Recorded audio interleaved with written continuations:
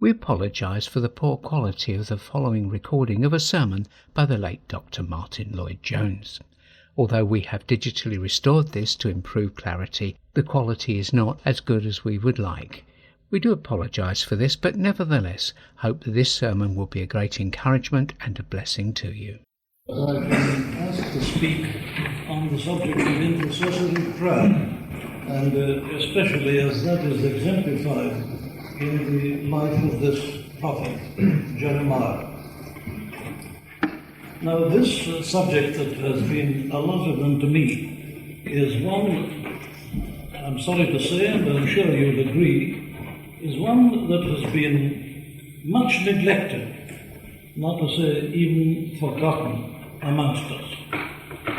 And yet, I want to suggest to you tonight that nothing is more important for us at a time such as this as that we should know something about intercessory prayer. I needn't take any of your time in reminding you of the state of our own country and the state of the whole world. We are witnessing a collapse in many ancient, honored institutions. We are living in an age of confusion and of trouble. And there are voices, you can read what they have to say in the newspaper, you may have heard them on the wireless or the television, who are prophesying dire things for us as a nation and as a people. Well, now, at such a time as this, nothing is more important than that we should know something about intercessory prayer. Why is it, do you think, this has been neglected amongst us? And to me, there is only one adequate answer, and that is that we have tended to put our faith in our own activities. We've been aware of the declension that's going on and has been going on for a number of years. And Christian people, speaking generally, have felt that they must do something about this. And they've done so. They've organized great evangelistic campaigns. They've tried various means and methods of bringing the message of the Bible to bear upon the life of the nation and upon the individual. And as I see things, our tendency has been to put our faith upon our efforts, our organizations, and our endeavors. Of course, we have prayed in connection with these efforts, but I'm afraid that it's true to say that, generally speaking, the prayer element has come in more or less as an afterthought. Let me give you one illustration of what I mean. I remember being invited with a number of other evangelicals in London at the end of 1944, when we all felt that that last war was coming to an end. We were called together to a conference in the Bonington Hotel in Southampton Row in London.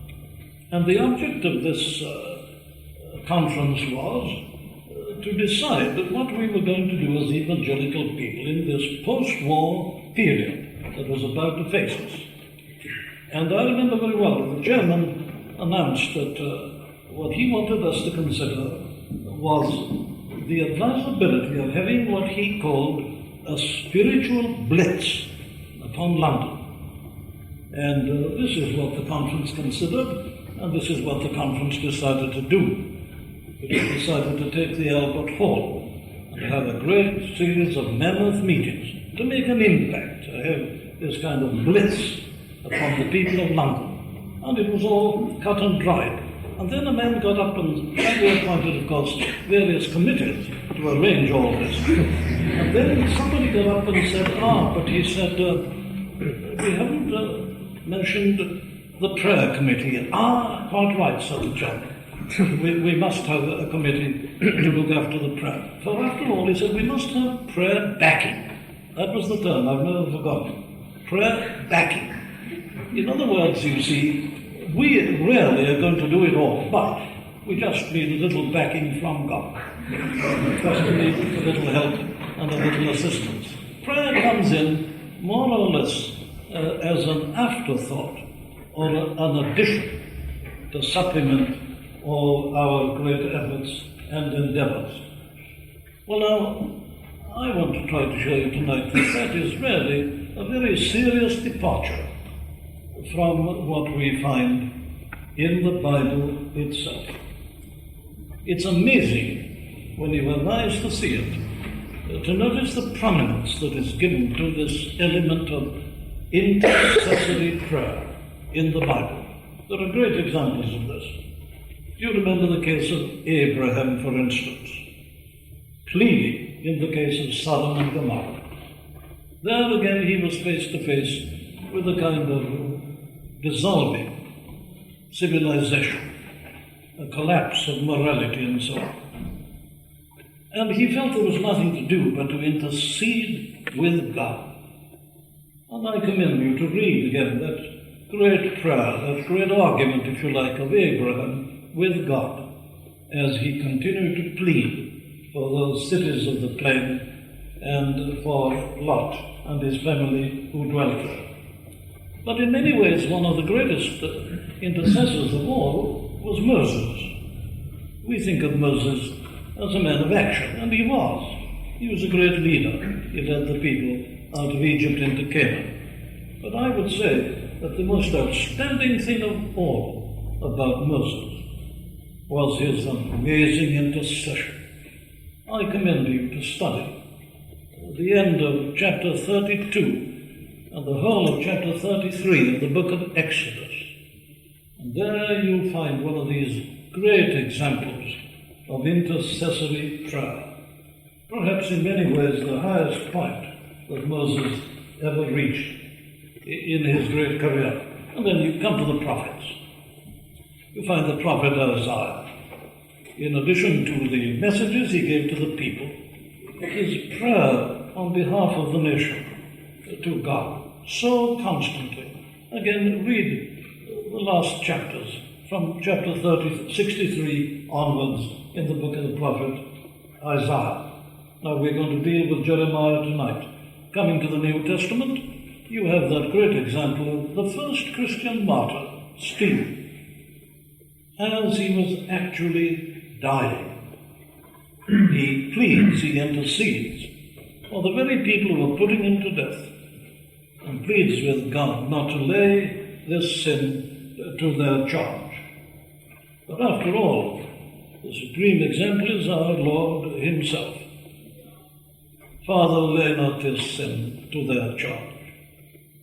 And how he interceded not only on behalf of the nation, but on behalf of the city of Jerusalem in particular. So you see, this plays a very prominent part in the whole of the teaching of the Bible. But coming down the history of the church since the end of the New Testament canon, I think you'll find that prior to some of the greatest religious revivals and reawakenings that the church has ever known, you've had either one man or a group of people engaged in intercessory prayer. Now, I feel this has got a great lesson to teach us at the present time. We're living in an age of religious declension, and in the collapse, as I say, of morality and of almost everything else, an age of lawlessness. And I am trying to suggest to you that the greatest thing we can do at a time like this is to intercede before God. We've tried everything else. The church of this century can never be charged with inactivity. I don't suppose the church has ever been more active in various ways than during the present century. We've multiplied our organizations and institutions. We've been tremendously active, and yet it doesn't seem to have availed very much. Surely the call to us today is to engage in this great ministry of intercession. This is, I say, what has happened almost invariably. Before some of the great movements of the Spirit, the great movements in the church throughout the centuries. I pick out some at random. Here in Oxford, one that obviously suggests itself is the famous Holy Club, started by the brothers Wesley, John and Charles, and to which George Whitefield and others belonged. These young men, here some of them as graduates and some as undergraduates and some as graduates, they felt the burden of the situation, and so they met together, not only to study their scriptures together, but to pray and to plead with God. And it's generally agreed that the Holy Club was in many ways the precursor to that evangelical or Methodist awakening, which changed the whole face of society in this country and had such a profound influence during the subsequent century, namely the 19th century. And then, I don't know whether you have read the history of one of the greatest of all the revivals that they've ever experienced in the United States. It was in 1857, generally agreed to be one of the most remarkable, and thousands upon thousands of people were added to all the churches of the different denominations. Do you know how that began? Well, it began as the result of the praying of one man, a man called Lamphere. He felt the burden of this situation, and he began to pray. And he was alone, and he invited people to pray with him. And at first there were but a small company, but it went on, and it grew and increased, until the whole nation, as it were, was beginning to pray. And God's Spirit was poured out, and they experienced this great revival. Then the next year, in 1858, there was a great revival in Northern Ireland. Certainly the most remarkable revival that Ireland has ever known. And that again started in a most extraordinary manner. Two men, farm labourers, don't even remember their names. These two most ordinary men were so appalled at the state of the country that they decided to pray together for God to visit and to have mercy. And they started in some sort of tin shed, and they went on. And others, after 6 months, began to join them. But for 6 months, it was virtually just these two men. And God heard them. And that great revival took place. And if I may come to the land from which your president hails, there was a revival there in 1904 and 5, and quite a remarkable revival. And if you read the story of that revival, connected very largely with the name of a man called Evan Roberts, you will find that for 6 months before the outbreak of the real power of the Spirit, this man had been praying in an agony every night. And there is no doubt that that was a very important factor in connection with that revival. Some of you may know of the revival in the island of Lewis, just after the last war, connected with the name of Duncan Campbell. Well, you'll find that Duncan Campbell himself said always, and it's the simple truth, that he attributed that great movement of the Spirit to the prayer, the intercessory prayer of two women, two faithful women, who had gone on praying for years. And I could illustrate the same thing in the life of D.L. Moody and the ladies who prayed for him. So you see, this question of intercessory prayer is not a theoretical one or an academic one. Nothing has been of greater practical importance and influence in the long history of the Church than just this particular aspect of truth, which we've so neglected. And I feel that it's good and right that we should be called upon to face this again. Very well. I'd like to put it to you like this. I would say that intercessory prayer and the part that it plays in our own personal lives is the most thorough test of our spirituality. Nothing so tests the quality of our spiritual life as the place that intercessory prayer has in it. The danger, isn't it, with most of us, is that we are simply concerned about ourselves and about our problems and about certain blessings that we are anxious to have. So much of our praying is self-centered, and it's a concern about our own well-being in a spiritual sense, some problem with a particular sin or something like that. So much of the prayer in which we indulge is entirely introverted in this way, self-centered, always praying about self. Well, now, you see, intercessory prayer is something that starts on this assumption, that you're no longer praying for yourself. And you can't really become a true intercessor until you've got beyond that self-centeredness and you're looking outwards and above yourself to something else. What is this? Well, it's a concern for the glory of God. This is the thing I feel that we must consider again. You know, it's the simplest thing in the world today as you look out upon mankind and the way in which it lives. It's the simplest thing in the world to renounce permissiveness or pornography or drug addiction or alcoholism or any one of these sins. Anybody can do that. But you see, that shouldn't be our greatest concern. Our greatest concern should be for the glory of God. This is the ultimate test of our position. That this overrides every other consideration, and that we have a zeal for the name of God and for the glory of God. The zeal of thine house hath eaten me up. Those were the words that were applied to our Lord.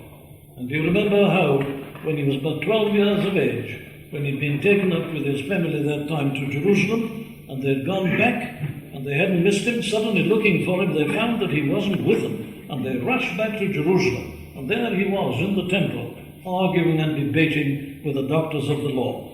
And Mary and Joseph were reprimanding him, and the reply he gave was, "Wist ye not that I must be about my Father's business, about the affairs of my Father?" Even there, at the age of 12, he'd already begun to show this zeal for the glory of God. And you remember the incident when he drove those money changers out of the temple. Drove them out with whips. Why? Well, it was his zeal for his Father's glory and his concern for this. This is what disturbed him and roused him. So that this, I say, is the thing that should be uppermost in our minds. And then we should feel a concern for the state of the church and the state of people.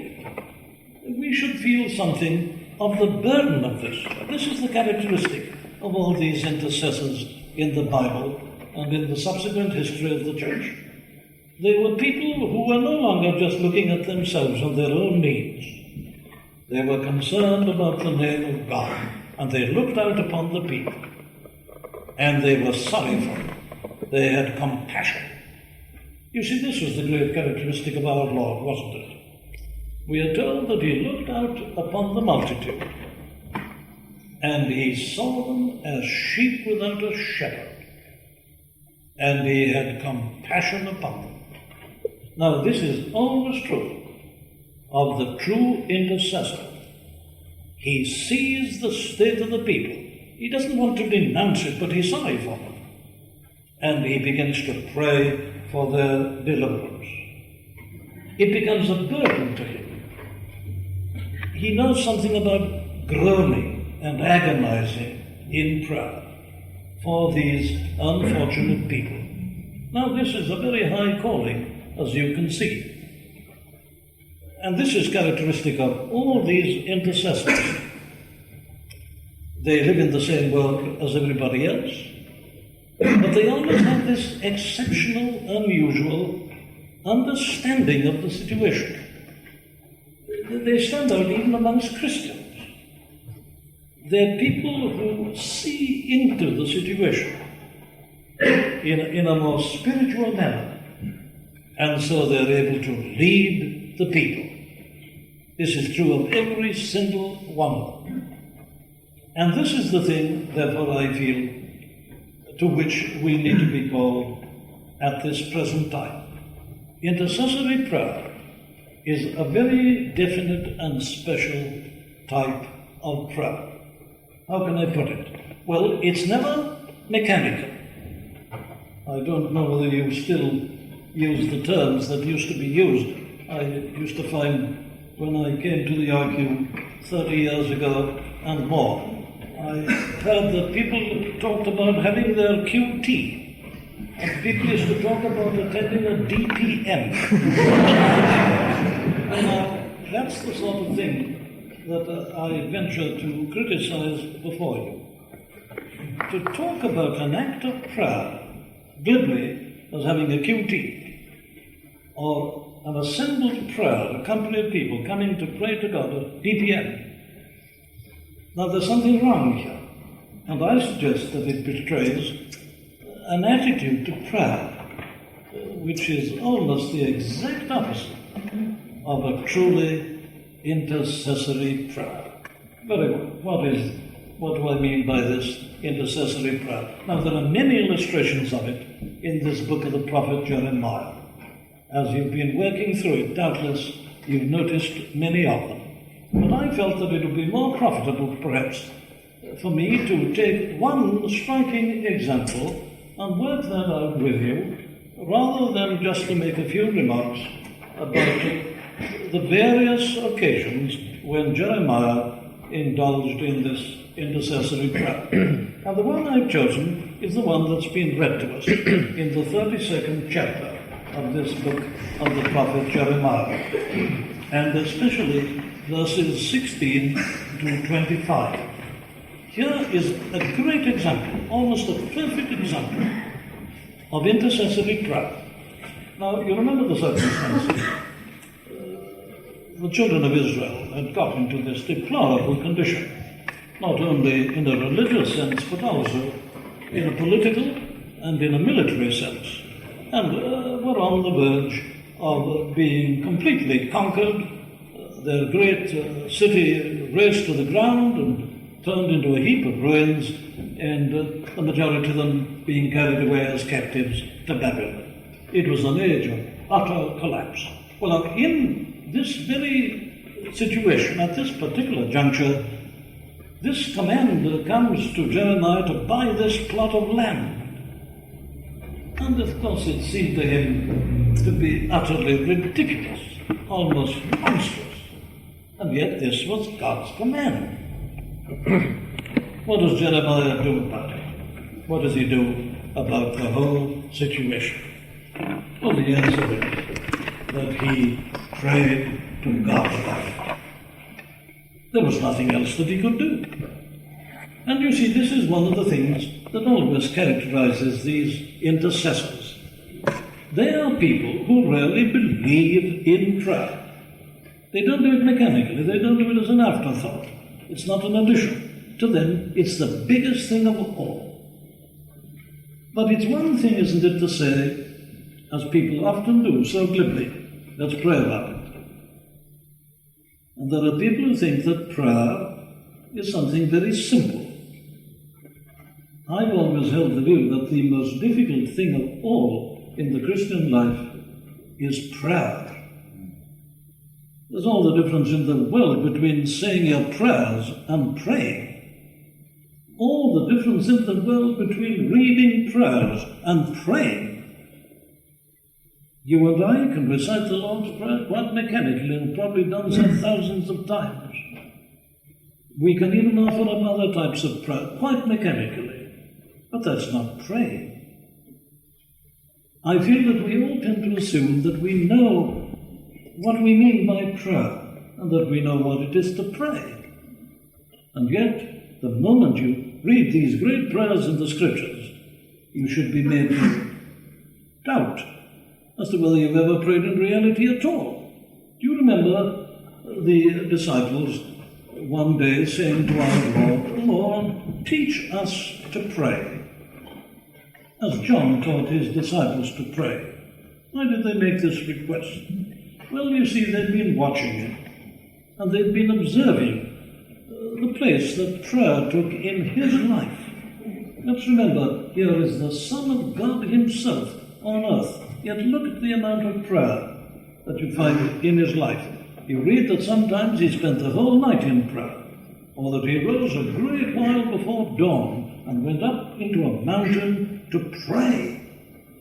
Now this, you see, is real prayer, not something perfunctory, not something mechanical, not something we talk about glibly. Prayer is the greatest and the most remarkable aspect of the life of the true Christian. As I say, not only does the Bible illustrate this, but the lives of some of the greatest saints that the Church has ever known reinforces this aspect of the matter. So we need to be instructed as to how to pray.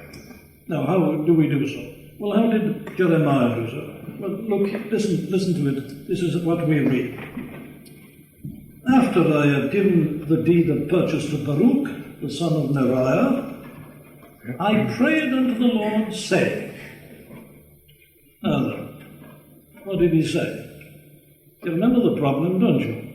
He's told to buy this bit of land. This is the immediate problem and the whole state of collapse of the whole country. How does he pray? How would we pray in that situation? That's the way I think to bring it out. Now, isn't it true to say of most of us that what we would have done in this situation would be something like this? We'd get on our knees and we'd say, here you are, Lord, you're telling me to buy this piece of land. And we'd start with that. That's the problem. But that isn't what Jeremiah did. This is how he prayed. Ah, Lord God, it is thou who hast made the heavens and the earth by thy great power and by thy outstretched arm. Nothing is too hard for thee, who showest steadfast love to thousands, but dost requite the guilt of fathers to their children after them. O great and mighty God, whose name is the Lord of hosts, great in counsel and mighty indeed, whose eyes are open to all the ways of men, rewarding every man according to his ways and according to the fruit of his doings, who has shown signs and wonders in the land of Egypt, and this day in Israel, and among all mankind, and hast made thee a name as it is this day. Thou didst bring thy people, Israel, out of the land of Egypt with signs and wonders, with a strong hand and outstretched arm, and a great tower. And thou gavest them this land which thou didst swear to their fathers to give them, a land flowing with milk and honey, and they entered and took possession of it. But they did not obey thy voice, or walk in thy law. They did nothing of all that thou didst command them to do. Therefore thou hast made all these evil come upon them. Behold, the siege mounds have come up to the city to take it, and because of sword and famine and pestilence, the city is given into the hands of the Chaldeans, who are fighting against it. What thou didst speak has come to pass, and behold, thou seest it. Yet thou, O Lord God, hast said to me, buy the field for money and get witnesses, though the city is given into the hands of the Chaldeans. Now then, let's analyze that prayer. That's true intercessory prayer. What do you find here? Well, you notice this is the remarkable thing. He doesn't start with his problem. He starts by worshipping God. And this is where we tend to go wrong. And I've sometimes noticed that people seem to think it's a mark of unusual spirituality, that you offer up brief petitions. I've compared it at times to almost sending telegrams to God. Here we are, we want this, we ask for blessing. Cut and dry, sounds very businesslike. And it's regarded, as I say, as unusual spirituality. But I suggest to you that it isn't. And you will find in all these great intercessory prayers that the prayer starts with worship and with adoration. All prayer should start with this, because you're speaking to God, not to man. So you don't start with yourself, you don't start with your problem. Whatever your position, whatever the conditions and circumstances, When we pray, we're addressing the Lord God Almighty. And God is always to be worshipped. This is an extraordinary thing, isn't it? Let me use an analogy. Isn't it amazing the way in which, when we turn to God in prayer, we seem to forget what we do in other realms and in other circumstances? Imagine, for instance, that you were trying to get an audience with the Queen of England. Say you've got some problem and you wanted to redress some injustice that had been done to you, and you've been fighting, gone through the courts and used all the influence you can, and you want to appeal to Her Majesty, the Queen herself. And you find ways and means of having this access. And the great day comes when you're going to have this interview with the Queen and state your case. And what would you think of a man who was given this opportunity of speaking to Her Majesty and presenting his problem to her? He goes to Buckingham Palace and is dealt with by various officials. They lead him along corridors and so on, and at last the man leading him says, well, now, on the other side of those doors, Her Majesty is seated and is ready to receive him. What would you think of a man who suddenly burst the doors open and rushed into the presence of the Queen and said, at last, I'm able to put my case to you. I've been suffering from this injustice now for many years. It's been very long. Exactly. You'd say, what an uncouth fellow. Fancy rushing into the presence of the Queen and blurting out your case, your problem, your difficulty, your injustice. No. You say the fellow needs instruction. He must be told something about court etiquette. You don't speak to the Queen first, she speaks to you. And you must learn how to comport yourself and how to conduct yourself. Whatever your problem, however grievous it is, however great the injustice from which you suffer, when you have an audience of the Queen, well, you remember that she's the Queen, and you conduct yourself in the right and the true and the appropriate manner. Now, everybody would agree with it. And yet, you see, when we go into the presence of the King of Kings and the Lord of Lords, we suddenly seem to forget all about this. We rush into the presence of God, and without any worship or adoration, we just start with ourselves and our problems and our difficulties and our needs. Now, this is almost insulting to God. And it's, of course, due to the fact that we don't stop to think. We don't stop to ask ourselves, what are we doing? To whom are we going to speak? The fear of the Lord is the beginning of wisdom. But how much of the fear of the Lord is there amongst us? The point I'm establishing is that the great intercessors are always people who start with God. Their whole position is based upon their knowledge of God. And so, like Jeremiah here, they start with worship. Ah, Lord God, it is thou who hast made the heavens and the earth, and so on. Well, in other words, starting with reverence and godly fear and with awe, we must remind ourselves of God's character and God's greatness. Jeremiah does this, doesn't he? Aren't you surprised when you read a prayer like this? You attempted to say, what's he taking all this time in telling God things about himself? Thou hast made the heavens and the earth by thy great power and by thine outstretched arm. Nothing is too hard to thee. Why does he bother with all that? Why doesn't he get to his problem? Well, now, you see, if you ask that question, it means that you know nothing about prayer, nothing about intercessory prayer. Apart from this being right and good, how wise it is. Here's a man you see in perplexity. He's come to the end of his own understanding and all human wisdom and all human power. Well, very well. When you turn to God, remind yourself of who God is and what God is, and especially the greatness of God and the power of God. How much faith have we got in our prayers?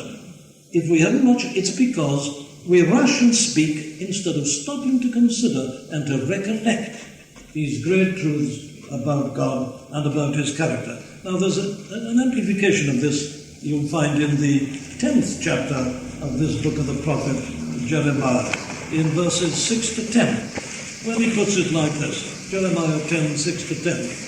There is none like thee, O Lord. Thou art great, and thy name is great in might. Who would not fear thee, O King of the nations? For this is thy due. For among all the wise one of the nations and in all their kingdoms, there is none like thee. They are both stupid and foolish. The instruction of idols is but wood. Beaten silver is brought from Tarshish, and gold from Euphaz. They are the work of the craftsmen and of the hands of the goldsmiths. Their clothing is violet and purple, and they are all the work of skilled men. But the Lord is the true God.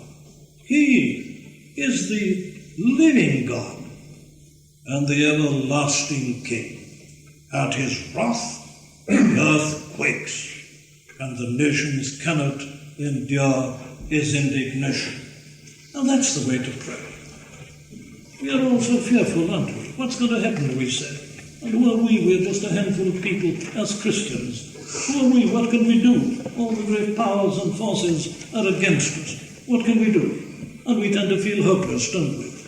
And so often our so-called praying is nothing but a kind of cry of desperation in the dark, sometimes just to keep up our own courage.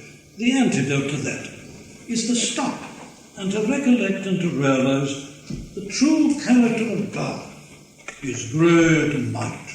The Lord God Almighty, who's created the whole universe and sustains everything by the word of his power.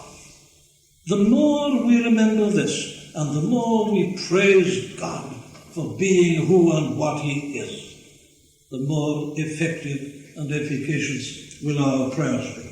And then he goes on, you remember, to remind himself. He does it by reminding God of what God has already done in the past. And this is to me one of the most consoling things in the world at the present time. He says that God is great in counsel and mighty in deed, and so on. And having gone over that, he says, who has shown signs and wonders in the land of Egypt, and to this day in Israel and among all mankind, and has made thee a name as at this day. Thou didst bring thy people Israel out of the land of Egypt with signs and wonders, with a strong hand and outstretched arm, and with great terror. Now, isn't that a wonderful thing? People talk about psychology. This is true psychology. When you've got a problem that's almost crushing you, and you feel small and helpless and hopeless, and you feel everything's against you, well, do what Jeremiah did here. Remember, this God to whom you're praying is a God who brought the children of Israel out of the captivity of Egypt. They were slaves then. And you remember that the hard taskmasters were whipping them, trying to get them to produce a greater number of bricks, and giving them less and less straw to enable them to do so, and their position seemed absolutely hopeless. Pharaoh was mighty in power. He'd got his great armies, his horses, his chariots, his great warriors, and these poor children of Israel were nothing but slaves. The position seemed completely hopeless. But God brought them out. Now this is history. I find that the best antidote to discouragement and despondency and despair is history. What God has done. These are facts.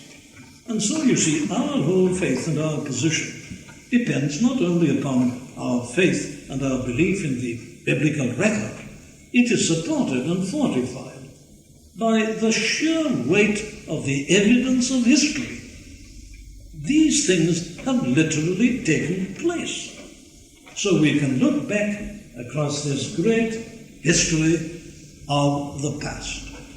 Now, we can do that, not only in terms of biblical history, we can do so in terms of the history of the Christian church. We know that we today are but a remnant. As a Christian Union, you're a very small remnant in this university.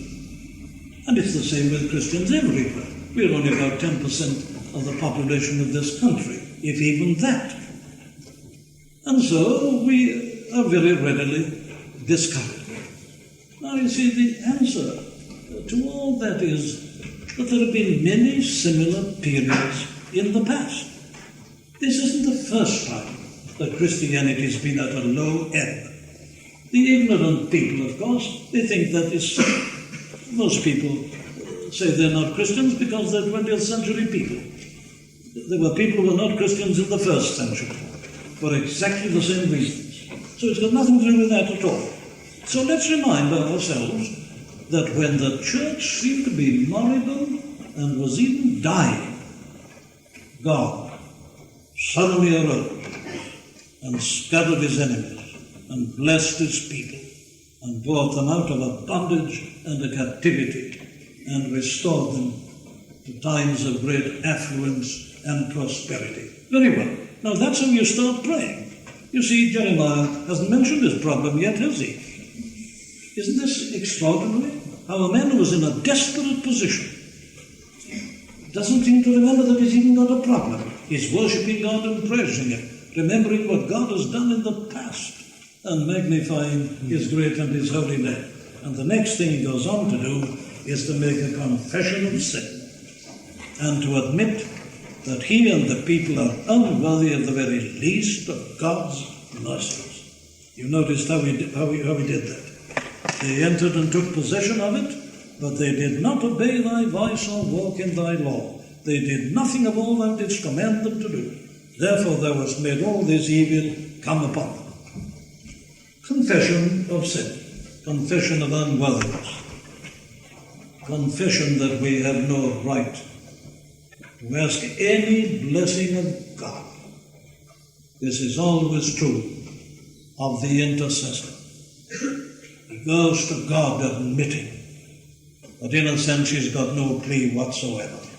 He sees the sin, the lack of faith and the lack of diligence, and he can do nothing but confess it and acknowledge it to God and cast himself entirely upon God's mercy. And then you see the next great strength in the prayer is this. He reminds God of his purpose. Why did God bring the children of Israel out of Egypt into this land? And there's only one answer. It's a part of God's plan. It's a part of God's great purpose. And you and I must always relate our problems and our difficulties to this great plan and purpose of God. We tend to live so much in our own age, don't we? And are so much the creatures of our own age and our own particular problems.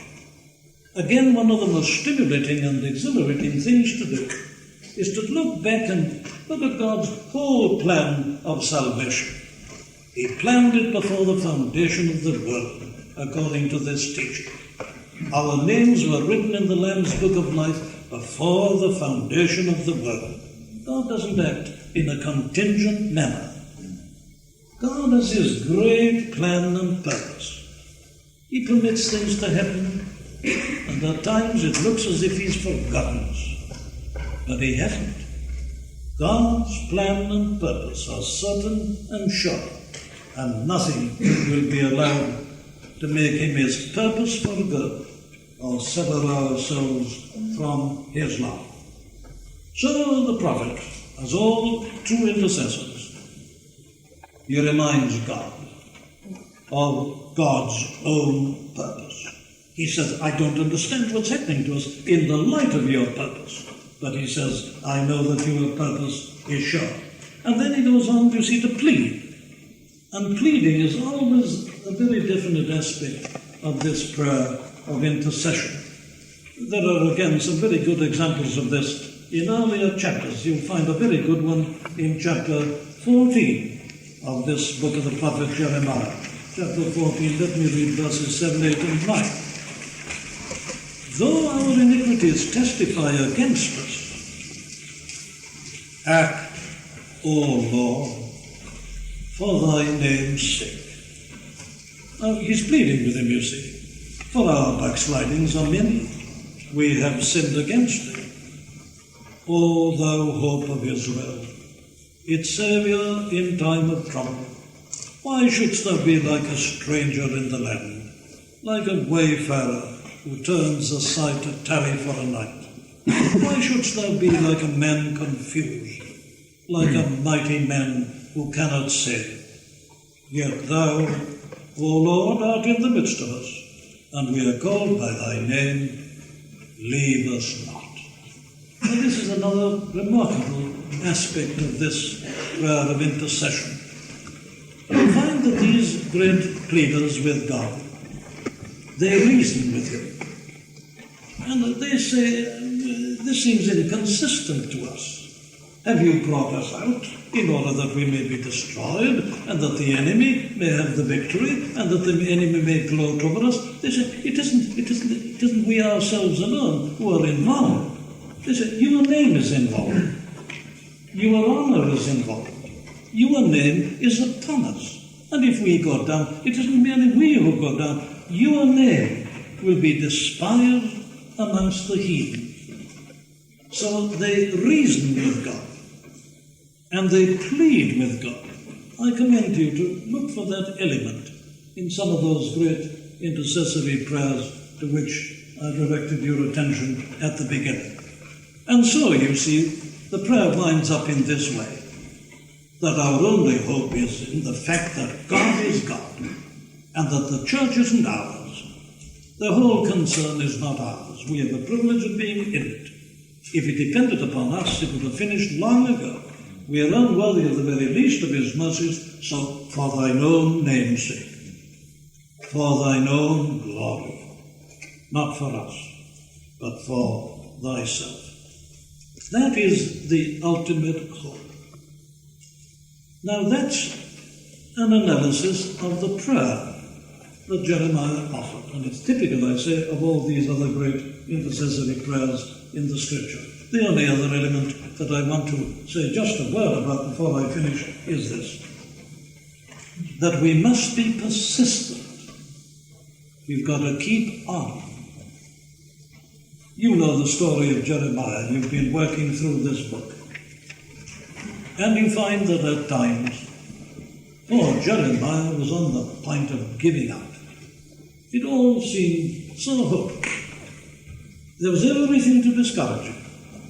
And yet, he went on. In chapter 20, he tells us that he really had decided that he wouldn't speak anymore. He just keeps silent. He says, because every time I do speak, things seem to go wrong, and I get the blame for it all.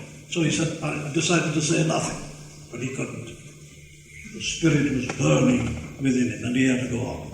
And you'll find, if you read the lives of men and women who have been noted and remarkable for their intercessory prayers, that this note of persistence has been very characteristic of them. All sorts of discouragements come in, and many of them are mentioned. You'll find that the very people for whom you're praying may be against you. Look at the treatment Jeremiah got from his own people of Israel, the very people for whom he was pleading. They charged him with this and that. They said he was a kind of quisling, he was acting for the enemy. They misunderstood him. Moses, poor Moses, having brought the people out, they said, have you brought us out of Egypt to starve us here in the wilderness? We'd like to go back. And there they were constantly. Now, you must expect this. If you're called to be an intercessor, well, you've got to learn to stand almost alone. You'll find that the very people whom you're concerned about and whom you're trying to help may be the very ones who misunderstand you. And so you will have this discouragement as an example of the discouragement described in the 12th chapter in the first 4 verses. Righteous art thou, O Lord, when I complain to thee, yet I would plead my case before thee. Why does the way of the wicked prosper? Why do all who are treacherous thrive? Thou plantest them, and they take root. They grow and bring forth fruit. Thou art near in their mouth, and far from their heart. For thou, O Lord, knowest me. Thou seest me, and triest my mind toward. Pull them out like sheep for the slaughter, and set them apart for the day of slaughter. How long will the land mourn, and so on. Now, these discouragements come. Many depressing things may happen. Indeed, at one or two points, even God himself told Jeremiah to stop praying for these people. Now, God has a purpose in doing that. I think it's a part of our training. It's a part of his way of testing our faith. But in spite of that, Jeremiah went on. He was steadfast and immovable. You read words like this in the scripture. I will not let thee go. Isaiah tells us, give him, God, no rest nor peace until Zion has been visited and blessing has come again. It's a bold statement. It seems a daring statement. And yet, if you remember that God is our Father, you can understand it. Give him no rest nor peace. Go on, hold on. You remember our Lord's parables about the importance of persistence. The importunate widow, the man who goes to borrow those loaves of bread from his neighbor. These are the people, says Christ, who succeed. He says men should always pray and not faint. The opposite of praying is fainting. The way not to faint is to pray. Everything will be there to discourage you. Misunderstanding, scorn, derision, persecution perhaps, laughter. It doesn't matter. The man of true prayer, the intercessor, is a man who goes on. How does he do it? What makes him do it? There's only one answer to the question. He knows God. See, that's why he starts with God and not with his problem. You notice that it's only at the end, having reminded God of his greatness and his glory and his might and his power and his plan and his purpose and what he has done and so on, and the sins of the people, at long last, he mentions the problem. Yet thou, O Lord God, hast sent to me, buy the field for money and get witnesses, though the city is given into the hands of the Chaldeans. And when a man prays like that, and worships God, and magnifies his great and holy name, and realizes that God is, and that men are but as grasshoppers, and that all the machinations of men will be brought to naught, and all the scoffers and all who hate God will ultimately be judged and consigned to perdition. A man who knows God and something about the glory and the power of God is a man who bases his whole position upon that, and then mentions his case and leaves it before God. And when he does so, this is what happens. The word of the Lord came to Jeremiah, behold, I am the Lord, the God of all flesh. Is anything too hard for me? Therefore, thus saith the Lord. God is already answering him. And that is what God has continued to do throughout the running centuries. And so it seems to me that the call that comes to us at a time like this is to realize that the arm of flesh will fail us. We are in such a situation that nothing but an almighty power can deal with it. And that is the power of God. Do we believe that? Do we really believe it? Do we trust God? Are we sure of God? As Jeremiah was, often standing alone. Men in America last century said one man with God is a majority. And it's true. There is no limit to the power of God. Have faith in God. Have the faith of God. You see, what we need above everything else is this knowledge of God. Once we know Him, we will adore Him. We will worship Him. We will fall before Him. And and then only, will we bring our petitions and our particular needs and problems to him.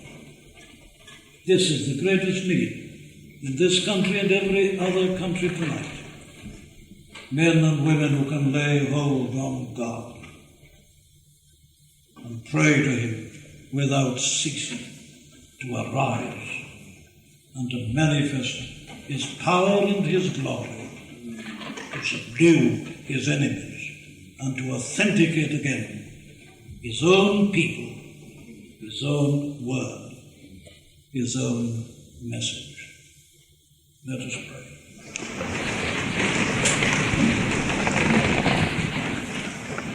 Almighty and ever blessed God, thou great and eternal God,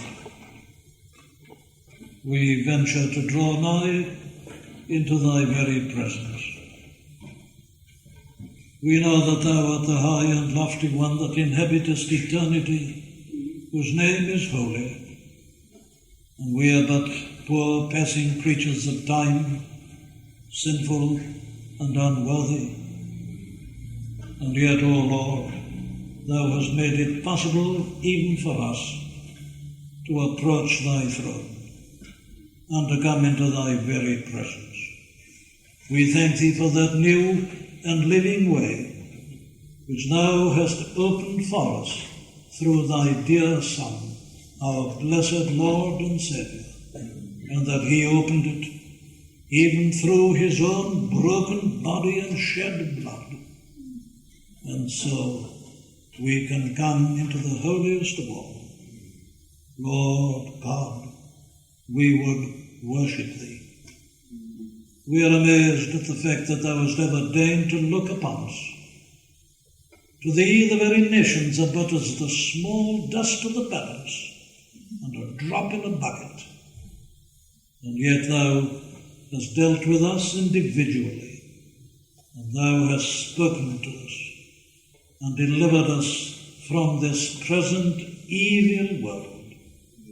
O great God, it grieves our hearts to see the way in which men scoff at thy holy name, and even scoff at the greatness of men whom thou hast made in thine own image and likeness. Lord, it grieves us to see the people as sheep without a shepherd. We know that we can avail nothing in such a situation left to ourselves. O Lord, our God, arise. The cause of truth maintain. Lord, make bare thine arm, and let it be known this day that thou art still God in Israel, and that beside thee there is none other. Lord God, for thine own name's sake, have mercy upon us, and visit us, thy people, again, in the power of thy might. In the midst of wrath, remember mercy. Revive thy work. O Lord, thy mighty arm make bare, speak with a voice that wakes the dead, and make the people hear. And unto thee alone shall we give all the praise, and all the honor, and all the glory, both now and forever. Amen. We do hope that you've been helped by the preaching of Dr. Martyn Lloyd-Jones. All of the sermons contained within the MLJ Trust audio library are now available for free download. You may share the sermons or broadcast them. However, because of international copyright, please be advised that we are asking first that these sermons never be offered for sale by a third party. And second, that these sermons will not be edited in any way for length or to use as audio clips.